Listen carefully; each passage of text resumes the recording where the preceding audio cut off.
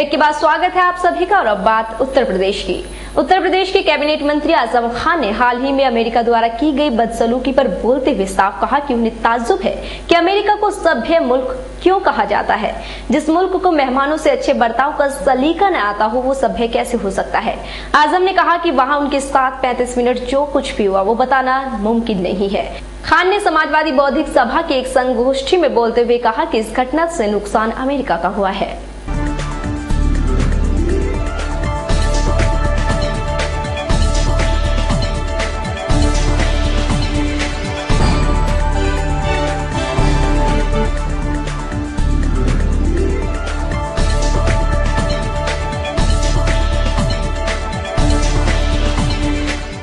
Local body tax यानी LBT हटाने की मांग को लेकर मुंबई में व्यापारियों ने चौथे दिन भी दुकानें बंद रखी।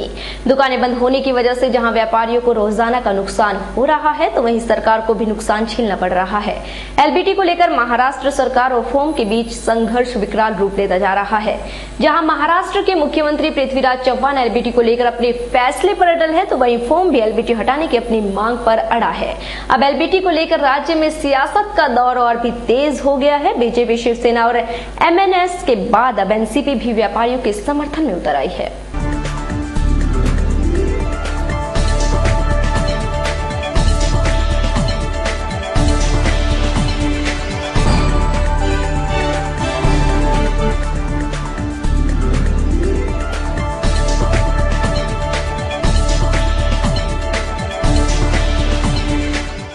बढ़ते अगली खबर की ओर। बढ़ती महंगाई के इस दौर में डीजल की कीमतें हर बार आपके बजट का खेल बिगाड़ देती हैं और एक बार फिर से आपकी जेब पर डीजल कंपनियों ने डाका डाला है और आज से डीजल का दाम ₹1.02 प्रति लीटर बढ़ गया है।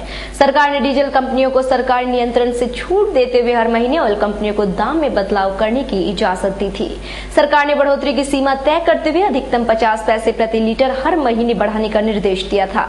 पेट्रोलियम कंपनियां उस वक्त तक डीजल के दाम बढ़ाएंगी जब तक कि इसकी लागत से कम मूल्य पर बिक्री से होने वाले पूरे नुकसान की भरपाई नहीं हो जाती और इसी का नतीजा है कि इस साल डीजल के दाम में चौथी वृद्धि है।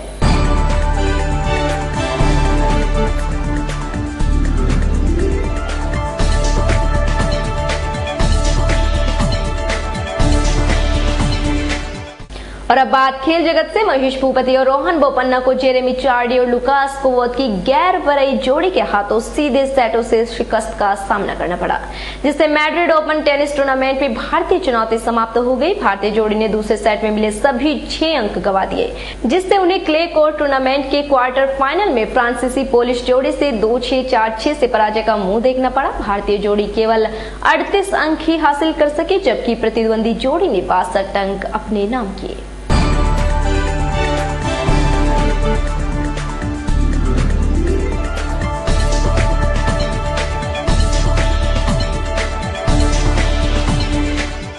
और बुलेटिन में बात अब बॉलीवुड जगत की। बीते जमाने के जाने माने अभिनेता प्राण को दादा साहेब फाल्के पुरस्कार से सम्मानित किया गया है।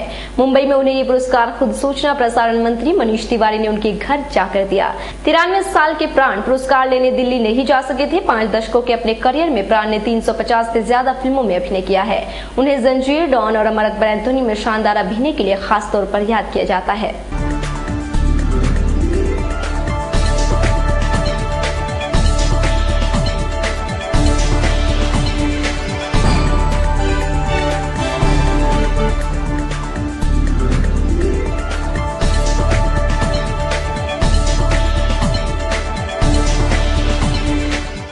इशरकजादे से अपने फिल्मी करियर की शुरुआत करने वाले अर्जुन कपूर ने बॉलीवुड में अपनी सफलता का पूरा श्रेय सलमान खान को देते हुए कहा कि उनकी मां को हमेशा लगता था कि सलमान खान उनके लिए ईश्वर का वरदान है। एक मैगजीन के विमोचन के दौरान अर्जुन ने कहा कि जब से वो फिल्म सलाम-ए इश्क में बतौर सहायक निर्देशक काम कर रहे थे उस दौरान उन्होंने सलमान के साथ काफी वक्त बिताया।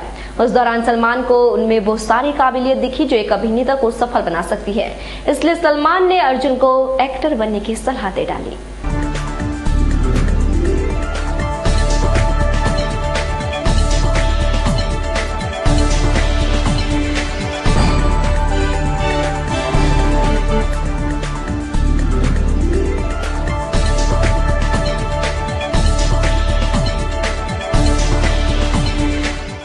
बॉलीवुड में पिछले कुछ समय से तेजी से उभरने वाली अभिनेत्री चित्रांगदा सिंह की शादी में अब दरार की खबरें आ रही हैं।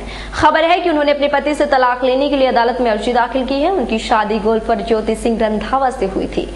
दोनों का एक बेटा भी है। खबरों के मुताबिक चित्रांगदा और रंधावा ने अपने परिजनों की मौजूदगी में गुड़गांव के फैमिली कोर्ट में तलाक की अर्जी दी है। कोर्ट ने उन्हें अपने फैसले पर एक बार फिर से विचार करने को कहा है और सुनवाई की अगली तारीख 11 नवंबर दी है। शादी के बाद चित्रांगदा ने बॉलीवुड में हजारों ख्वाहिशें ऐसी से कदम रखा। उसके बाद से उन्होंने देसी बॉयज, ये साले जिंदगी, इनकार और सॉरी भाई जैसी कई फिल्मों में अभिनय किया।